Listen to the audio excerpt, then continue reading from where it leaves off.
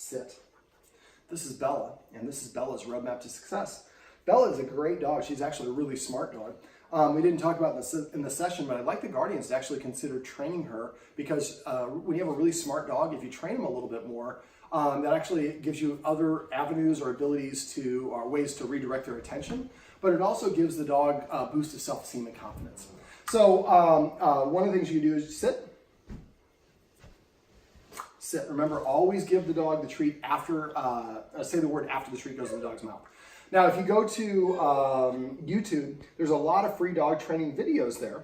And this way the dog can actually, you can find out how to teach the dog how to roll over or do a circle or whatever it is. And they'll show you all the steps and you get to practice yourself at home. So one of the things I'd like the guardians to do is alternate. 1 week you maybe take over and you go to YouTube and crash, passive training. You go to YouTube and you teach the dog how to maybe roll over. And then all week long you practice, show your wife how to do the rollover, and all week long you practice that. At the end of the week, then maybe you take over and you teach her bang you're dead. I call that Capone. Fun command words, remember to use. And then all week long you guys practice Capone. And then at the end of the week, then you take over and on next Sunday and you teach something new. Each one of you tries to teach 4 new tricks or commands. At the end of 2 months, now she has 8 new commands, and she's a smart dog, so she should get them really quickly. That makes you guys feel a little bit more invigorated with your dog. It'll boost her self-esteem and give you all these alternative ways of calling her to do different things. If you need some tips on what to teach her, let me know. I can show you how to do a hand targeting. I've done a bunch of videos I can share with you myself. All right, now I think that a lot of her problems are coming from under-exercise. The guardians do a better job than probably 75% of my clients because they already take her out for at least a walk a day, sometimes 2 walks a day. But she probably needs closer to about 2 to 2.5, 3 hours worth of exercise a day. Now, walking is not a very efficient way of exercising a dog, but you could do different things, some creative things. So one of the things I showed the guardians how to do was use a laser. She was interested, but I had given her a bully stick before, so I think that was why she wasn't as interested in chasing it. But see if she will. If she doesn't chase red, green sometimes is a little bit more attractive to dogs. Playing fetch is a great way to burn energy, but the guardians go after, chase her, or I used to chase her to get the ball, and she won't drop the ball because they haven't taught her to drop. So the easy way to teach your dog to drop, when it has something in its mouth, not when they're holding it, but it's exclusively in the dog's mouth, you get a high value training treat, and you simply touch the dog's nose with the training treat like this, and just hold it here. Don't tell it to do anything. Wait for it to drop the item. When it does, pop the treat in their mouth and say the word drop, and don't show any interest in the item itself. And then the dog will pick it back up and go back to chewing it. The mistake most people make is they forcibly take it or they take the thing away, and that tells the dog, this is important. If I hold on to it, then the human's interested in me. Well, we want the dog just to be shaped. We call it shaping when we teach a dog to do something. We want just the dog to voluntarily want to drop things. So if it has a kid's toy that we're not allowed to have, we say drop, the dog happily spits it out because it's expecting to get a reward. So the best way to do this exercise is when you're just kind of hanging out watching TV. The guardians probably need to spend a little time in here practicing for this stuff. And then as soon as she has something in her mouth, not a high value item like a bully stick, but just like a ball or a toy that she's allowed to have, go over, touch it, wait for her to drop it, put it in her mouth, and then say the word drop and then walk away. So she's like, man, so these humans ask me to drop, I get something better than what I have. They're not interested in my stuff, I got my original stuff back. That's a pretty good deal. I'm happy to drop on command. And once you've done it enough, you can just say drop and my dog will, when I'm playing fetch, I have one of my dogs that did the same thing, wouldn't release the ball. Once I taught the dog how to fetch, she comes and spits the ball out at me wanting to play fetch again. It's a really helpful command to have. Let me see. So I'd like the guardians to start an exercise journal, write down the date at the top, and then write down the time and how long the walk was, the time and how many revolutions with the laser. Another way to burn energy is something I call scent games, sniffing, scent, S-C-E-N-T. Go to Google scent games for dogs. What it is you have her outside and you hide like 5 treats around the corner of a couch or where, different places in the room. And when she comes in, you say hunt or whatever the word is. And when she finds it, you say a different word to a sign that you found it. When a dog uses its nose, it's using a different muscle that's very physically draining, even though they're not actually doing physical activities. So if we do a game where the dog's got to use its nose to find these treats that are hidden throughout the house, that's a great way to distract the dog. It boosts their self-esteem, and it also is very physically draining for them. Fetch is obviously a great way to do it. I recommend the guardian get a Whistler ball on Amazon. It's about the size of a tennis ball. It's translucent and it'll have holes on 2 sides. And if you hold it in front of a light, it'll start glowing at night. When you throw it, it makes a whistling sound. I'd probably also get a chucker, so you don't actually have to pick it up. You can actually use the chucker to pick it up and you throw it a little bit further. So when you're playing fetch, you add that to the exercise journal, write down the time and write down the number of fetches back and forth, not the length of time. And the first time you do this with an empty stomach and do this as many times as you can. Those are treat dispensing toys that I like using as well. And so those are, the Guardian was just holding off camera, this ball that we actually, sometimes I feed dogs toys, treats or food out of it. Sometimes I just put kibble. But that's a great way. The dog's got to nudge it just right to get a couple pieces of kibble to fall out. So there's a Kong, which does something similar, but the Kong really is such a big hole that it would come out right away. So we fill it up with peanut butter. The dog has to lick for it. And those are also great ways to distract your dog. Let me see. The other thing I mentioned would be what I call dog skiing. Put a harness on the dog and put on rollerblades or a skateboard and have the dog pull you a couple miles. Now, when you're doing that, make sure you keep the leash relatively short, especially if you get into an area where it's going to be, somebody's going to run out. I like to have the dog at that point next to me with a very short leash so I have more control. I use rollerblades. I'm not cool enough to skateboard. I didn't learn. I was too old. The skateboards I had when I was younger were crappy metal wheels. But basically, for skateboard, you can actually step off. For me, rollerblades, it's a little bit more precarious. I just feel more comfortable using those. But I can burn through about 4 miles in about 15, 20 minutes with my dogs running, and I have 2 dogs that do it, so I go faster. But it's a lot of fun, and it's a great way to exercise the dogs. This is what I do in the morning. For the exercise journal, you want to write all these exercise activities down, the time and how many fetches, the time and how many revolutions, the time and how many whatever it was. And then at the end, and then if there's a barking incident, she runs out, she jumps the fence, she runs out, things like that. Write down the time and what happened. It doesn't have to be a book, but write a couple details. And you want to keep this for about 2 to 4 weeks. I'd also, because she has some potty issues, I write down what time you feed her and what time you see her poop if you see her poop. After a while, you'll start identifying, oh, you know what, she's going to poop between 10 and 10:45 in the morning. It's usually almost that specific.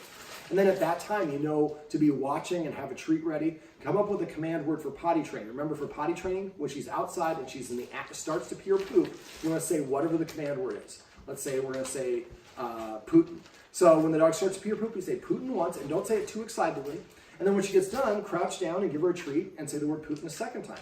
And after a while, she's like, you could say Putin. If you say Putin, she looks at you like this, then you know it's a no. But if you say Putin, she goes, then you know that's a yes, she has to potty. So having that vocabulary makes things a lot easier. So keep the exercise journal for about 2 to 4 weeks. Write down those other things, and you might start noticing a trend. Every time it's longer than 3 hours since we've exercised her, that's when she jumps the fence, or that's when she door dashes. So then we just start beating her the punch and getting the exercise before she gets out of hand herself.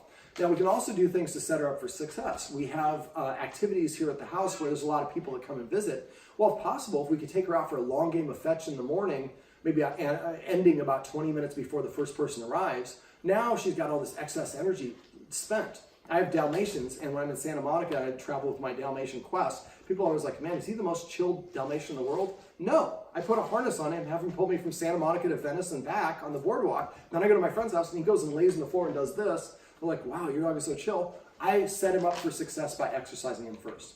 So, and I'd like the guardians in the house to remember, anytime the dog gets boisterous or gets into trouble, starts digging, that's her way of saying, I have too much energy right now. I need somebody to exercise me, or I'm going to exercise myself. So the exercise journal will help you find that right combination of exercise to help the dog feel more comfortable and put it in a position to succeed. Okay. We also went over the importance of rules and structure. The dog really didn't have any rules other than not being allowed on the couch, and it still tried to get on the couch.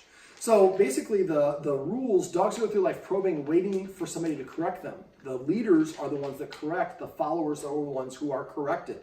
Now, not only did she not have any rules, really, she was able to nudge and paw and bark at her guardians to get attention from them. So she told them what to do, and they did it. And so that got her confused into thinking that she actually is in charge of the humans. But the humans don't listen to her, which stresses her out and makes her more exuberant in her protests, and you have a vicious cycle going. So one of the best ways to switch leader-follower dynamic is by enforcing the rules consistently. Now, consistently is important. We talked about the difference between human psychology and dog psychology. Humans interpret rules as a negative and breaking the rules as a positive. Dogs are probing, waiting to probe enough times in a row where the human's like, you know what, they've said no every single time I try to do that, that must not be allowed. And then we blow their minds and we're saying, you know what, you've been so good, let you break this rule. But I was like, I was just never going to do that again. Now you confuse me. So the rules will be in place for 30 days or as long as the problem's still going on, probably longer than that. But it depends on how consistently you're enforcing them. One of the rules, no furniture, and then furniture with an invitation only, and only for good behavior. So if I invite the dog up on the furniture and it starts barking, it has to get down. Or if I invite it up and it gets down to get a drink of water, when it comes back, we need another invitation to get back up. Now, I also teach the dog to get down. I like to be force-free with everything, so I touch the dog's nose with the treat and throw it on the ground. The dog jumps off the furniture and licks it up, and I would say the word off. I also like to teach the dog to leave every room in the house. So one of the things I like the guardians to do is, I'm leaving a bunch of bags of treats with them, is just grab a bunch of treats, and since we give a lot, tear them in half. And so each treat is worth 2. And then basically go to every doorway or area in the house where you want the dog to move away. We cordoned off area around the front door, around the dining room, as well as around the kitchen. And so basically what we're gonna do is go in the kitchen, and the dog will follow us, touch her nose with the treat, and then throw it right outside the kitchen. And when she licks it up, we say the word out. Do the same thing there, around the kitchen table, around the doorway, and the door from the living room into the hallway, and in each and every room in the house. Then repeat the whole circuit, but this time be standing outside the room, throwing the treat inside. So that any room or place in the house where we want to ask the dog to leave, we just say out, and the dog knows what we want it to do. We actually taught her to hang out here by using the watchword of Maui. And the way we did it is the same way. We tossed a treat. When she came over and licked it up, we said the word. And I'm not going to go through it because I guess I have it in the video above and we're being redundant. But teaching the dog to leave every room in the house is really effective. Now, the guardian may also want to have Lacey practice playing in the kids' room over there with the door open, and mom in the room but the door wide open and the dog outside of the room. So we want the dog to practice not being able to be in the room with the kids. Now, if we close the gate is the authority figure.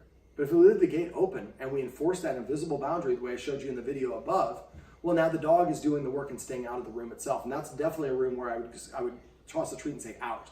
Matter of fact, I would probably make that room mostly off limits so that the dog just is practice not going in there. And I observe watching kids in there. And that way mom doesn't have to close the gate every time she does. I'm sure she does because there are kids in there. But teaching the dog to do the work is really helpful. Okay, what else do we go over? Or other rules. You have to sit before I let you in or out of the door, and make sure you double the length of time. Go to the door, say sit. Dog doesn't sit within 3 seconds. Walk away, sit down somewhere.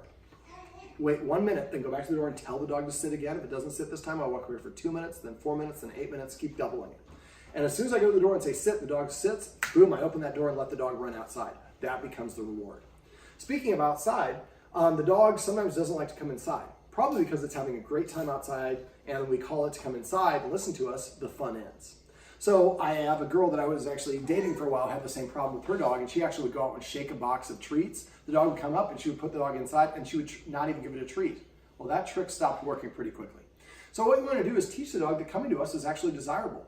And passive training and petting with a purpose will go a long ways towards doing that. I'm going to explain those in a second.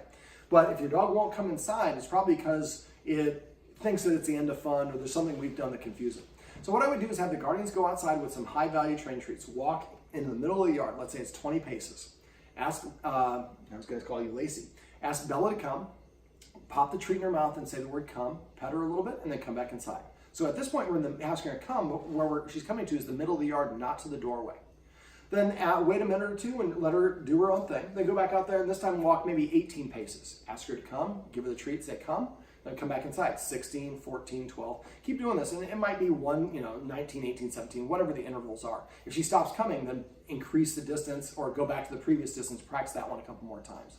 And eventually you'll work way all the way up to the door, and then you ask her to come, give her the treat, and say come, and then she gets to go back and play. And so now, and when she's out there playing, call her every once in a while, ask her to come, give her the treat, and let her go back to play.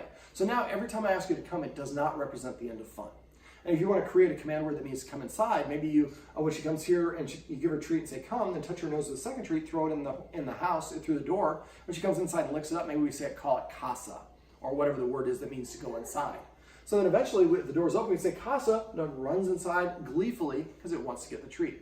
Unfortunately, she was adopted at 4 months. Unfortunately, whoever had her before did what they call squirt training. So they squirted the dog with a hose, and it made her cower for a lot of things. And that's not a way that we should be training dogs. We want to positively train or motivate and reward them to do the things that we want, not to punish them when they don't. Matter of fact, when your dog doesn't do what you want it to do, you should probably ask yourself, have I taught the dog how to behave in that situation? And if we haven't, then that means some remedial training is in order.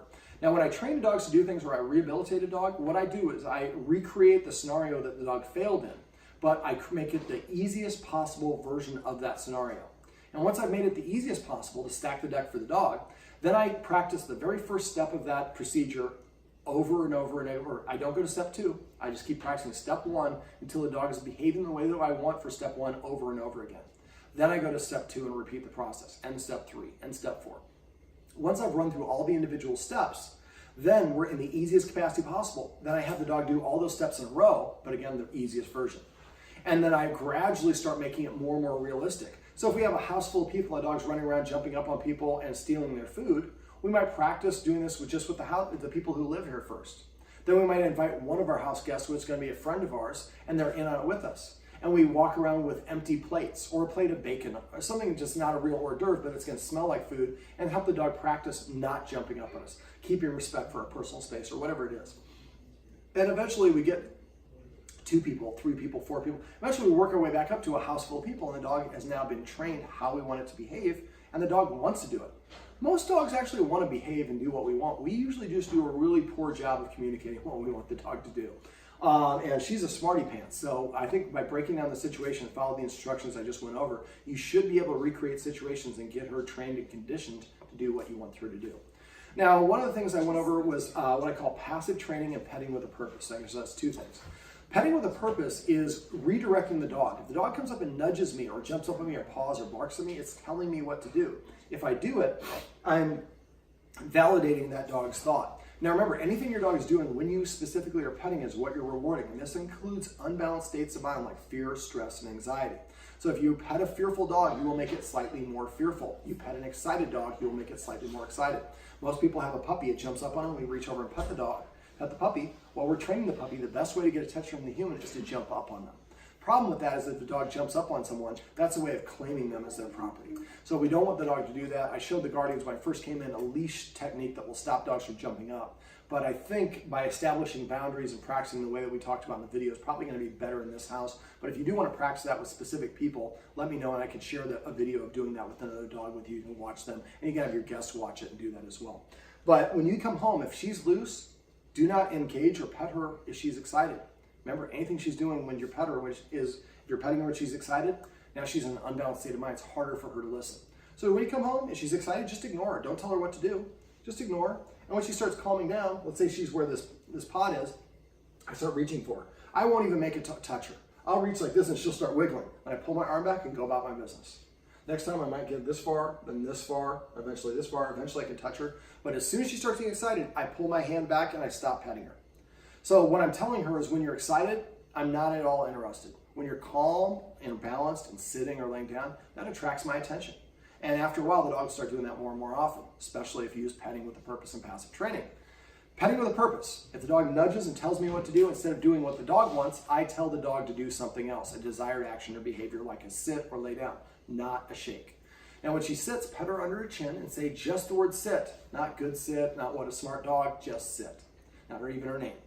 And then you can pet her as long as you want after that. And basically what will happen is after a while, the dog will recognize when I tell the humans what to do, nothing happens. But now if the human tells me what to do and I do it, I get a reward. Well, I'm kind of motivated to do that now. So I'm going to start sitting to prepay for the attention. And when the dog does that, make sure you do recognize and pet the dog and pet it under its chin. You can pet it on its butt too, just never pat it on top of the head. But now the dog knows what it can do to actually get your attention, and it will start pro-offering those behaviors because it wants the attention. Now, a lot of people don't realize how often they pet their dog without a purpose. So I'd like the Guardians to use the watchword of paycheck. So if one of the Guardians comes in the room and sees that the other Guardian's petting the dog and she's standing, we say paycheck, the Guardian stops petting, we tell the dog to sit, we pet it on his chin, say sitting, and then you can say, actually, I asked the dog to sit before he came in the room, you just missed it. But it helps us to remember that we need to pet with a purpose. And even if you want to pet the dog, still ask the dog to do something. She had difficulty sitting at times at a couple of different things I was doing. I don't think it's not that she doesn't know what she wants to do. I don't think it was that she knows how to do. I think it was a want-to issue. So now if she starts conditioning, every time I sit, they're petting me, she's going to sit more and more often. So that's petting with a purpose. Passive training is the offshoot of that. Passive training is waiting for the dog to organically offer you a behavior voluntarily without any influence from you, simply recognizing it and rewarding it. So every time Bella comes to us, we need to pet her and say the word come. Even if she's just walking by, pet her come as she walks by. Every time she sits down next to us, we need to pet her and say sit. Every time she lays down, we're going to pet her and say crash, or whatever the word is that the Guardians want to use. Come up with, and they made a list of those fun command words. Make sure you use those fun command words. Dogs can read facial expressions, so if you use those fun command words, the dog is more motivated to want to do those things. So passive training is every time the dog does something you want, you pet her. So, and give her attention. I taught my dog to grumble this way. Every time he would come home, he would bark and jump up and go, rah, rah, rah, rah. So I petted him, and now I can say grumble, and he goes, rah, rah, rah, rah, on command. It's pretty funny. And so if your dog brings you a toy, name each individual toy. Now, all bones can be bones, all balls can be balls, but if you have one that looks like a giraffe, maybe you call that Giraffe or Peter or whatever it is. And so now the dog has all these different commands, and you can say, give me the carrot. No, that's the pizza. I want the carrot. And the dog knows what to do. Let me see, what else did we go over? We practice establishing the boundaries. Make sure you practice those things yourselves. The best way to practice these things is when you're not needing to do it. So when you guys are coming home, call or text each other and practice moving the dog either back in this area or just outside the boundary around the door. And you take away the pressure of it being an actual person. Let me see. Make sure the guardians are continue feeding the dog after the humans eat first. And if you're going to go out to dinner or something like that, it's not convenient. Just put the food in the bowl. Don't let her eat it. Then you eat 5 or more bites of something yourself, a solid. It can't be a liquid. Then invite her over to eat her food. And when she takes her first bite of food, use passive training to come up with a funny command word. Maybe we say sushi, and that's her word. Or the name of her favorite restaurant. So every time she takes her first bite of food for 2 months, we say Dario's, and that's your favorite restaurant. Well, eventually you say, Dario's, that's dinner time. And the dog runs over and knows to eat its food. Again, we're creating that vocabulary. Now, I showed the guardians how to use the martingale collar and add the special twist of the leash to stop the dog from pulling on the leash. If you forget how to do that, make sure you let me know. But the keys are not to let the dog go in front of you. The dog needs to be behind you. If it's behind you, do not pull. If the dog stops, just let your arm go limp and keep walking and let your arm be limp like a spaghetti noodle. The rig will get the dog to come with you. If she protests, do not slow down and stop unless there's something she's protesting around, like another dog or something like that. Then we want to listen. But if she's just like being persnickety and doesn't listen, just keep walking. Otherwise, she'll think, if I stop, I can control the situation. Also on a walk, this is something a lot of people do, is they want their dog to walk at a perfect heel the whole time without doing anything for fun. For dogs, they smell the way that we see. And to ask a dog to go on a walk and not to sniff anything is really cruel. And the best analogy I can come up with is, imagine you went to a store, and as soon as you walked in the store, every single thing you saw was the coolest product that you've always wanted to have. But once you look at it once, you're not allowed to look at it again. You would never want to go to that store again, even though that has the coolest stuff ever, because you can't sample it. And that's how it is for dogs not to sniff while they're walking. But mom has to walk, and she's doing it to get exercise and to stroll with the stroller with the kid. So it's not reasonable to let a dog sniff everywhere. We have to come up with a compromise. So what I do is every block, I pick a free zone where I give the dog 60 seconds to sniff around. I lengthen the leash or take the martingale part off and say free, and let the dog sniff around and do what it wants to do within reason, nothing it's not supposed to do. And when it's done, wrap the martingale back up and then continue your walk. And the next block, you get, again, another free zone. That way their dog gets a little bit of stimulation, which is actually physically training for them. It motivates them to want to go on the walk, and it makes it fun for them. And it also is kind of the same sort of situation we were talking about raising kids in this session a lot. Eat your meat, and then you can have your pudding. Same sort of scenario. Now, for the dinner time and for cooking, you could do a dry rehearsal or dress rehearsal. So microwave a piece of roast beef or bacon or Canadian bacon, set the table like you're actually going to eat, and then microwave that bacon and put it down on the table, and then cut it up and put it in pieces. And if the dog violates the boundary, you stand up and march towards the dog. And once the dog sits or lies down, then you can put the bacon away and serve your actual meal. You help the dog warm up to what's going on. Now, she likes to jump the fence. One of the tricks to jumping a fence is, exercise number 1. And remember to fill in the holes that she digs with dirt and put a little bit of her poop about an inch below the surface. She will not dig there. And for the digging, I would highly recommend the guardians install a sandbox. That way she can go dig in the sandbox, make sure it's about 3 or 4 feet below the surface as well as walls above it so she can kick the sand into the yard. But if she can go out there and get some easy digging in, well, then that's where she'll dig, and instead of digging all over your yard, because it's a really nice yard and the guardians are working hard to keep it that way. I have 4 dogs, and I finally gave up after like 10 years. Once I build the sandbox, I don't have any more holes. So it's just a lot easier. To get them from jumping the fence, you want to basically prevent them. They actually climb over the fence. So if you get a piece of PVC pipe, usually you cut a slit on it, and then you cap it over the end of the fence. Now when the dog tries to jump up, it's nothing to grip on. They slip off. Now we have a brick wall, so you might want to just hover it over the brick. Find some way to suspend just round PVC. You don't have to cut it. That way, and it'd even be better because it's roll like a roll of toilet paper. So you should put your paw on it, it rolls. So she won't be able to continue doing that. Door dashing and jumping the fence is a self-rewarding behavior. The more the dog does it, the more it's going to want to do it. So you really want to block those things as quickly as you can. Now, we also do a little bit of maintenance when we have dogs that have behavior problems. One of the things a dog likes to do is get on the counters, correct? She counter surfs.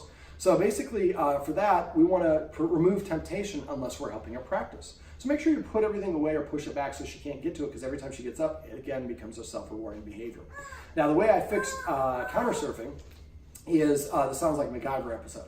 Get a spaghetti colander, about an aluminum one. Get about 6 or 8 empty soda cans, about 8 or 10 pieces of silverware, a piece of string about 2 feet long, and a bagel. And then basically what you do is, if this is the edge of the counter, I take the expanded colander and put it right here. I fill it up with the silverware and the soda cans. I tie the string to it. Then I put the bagel right here and I tie the string to the bagel. The dog will come, and when it pulls the bagel down, it's going to pull this down. It's going to hit the floor and make a loud sound. It's going to spook the dog. That's a negative reinforcer. And then basically, I'm not going to go through, but basically it'll spook the dog. Only do this when you're in the home and you're nearby.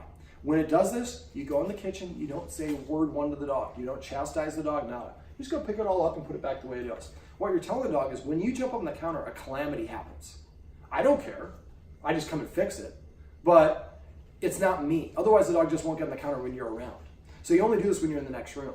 And sometimes the dog will go back in the kitchen for a day or two. That's okay, because we don't want them to do that particular behavior.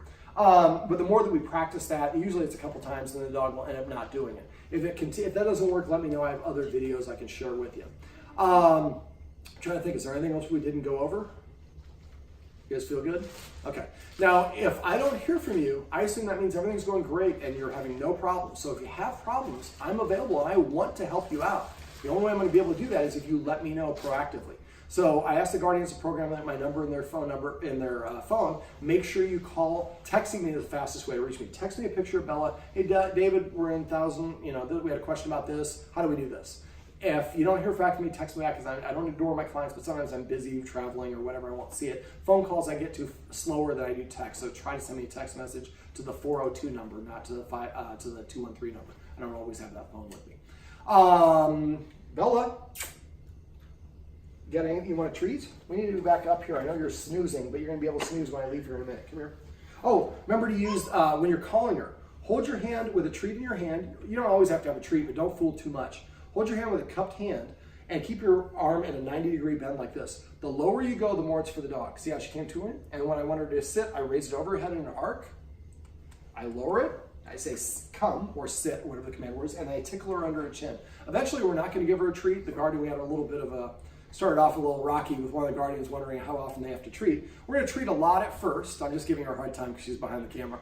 We're going to treat her a lot at first, but then we want to start weaning her off the treats, and maybe every other time she gets a treat. And then eventually every third time. And the best way for a dog to be treated is inconsistently, so they never know what's going to happen. But a couple things before I wrap this up. Make sure you practice tossing the treat here the way that I showed you guys earlier. So you throw the treat. When she licks it up, you're going to say the word Maui, and then let her go away, and then throw another treat. I'd like you to do that with maybe 10 treats, about 5 times, kind of not in a row, but in a section, and do that 3 or 4 times today and tomorrow. And keep on doing that until you can say Maui, and she just runs over here. And I would get a dog bed and put it right here. Go get it off Groupon. They're the cheapest place to get them. I like the Sealy Posturepedic or the Memory Foam. Remember, get it light color, so a light cream, a light gray, or a white with no pattern on it. And I like the ones that don't look like a couch. They don't have a back or side. It's just like the cushions of your couch. It's just going to be flat. And that way you can leave the treats here, and if it's a contrasting color, you can see that color really easy. If it's a brown, it'll be hard for her to see that. Come. Come here. Come here. All right, this is Bella. Can we get you facing the camera? We're going to get you over here first. All right, get that one. This is Bella. Bella. And this is Bella's roadmap to success. Remember, everything you do trains your dog. Only sometimes you mean it.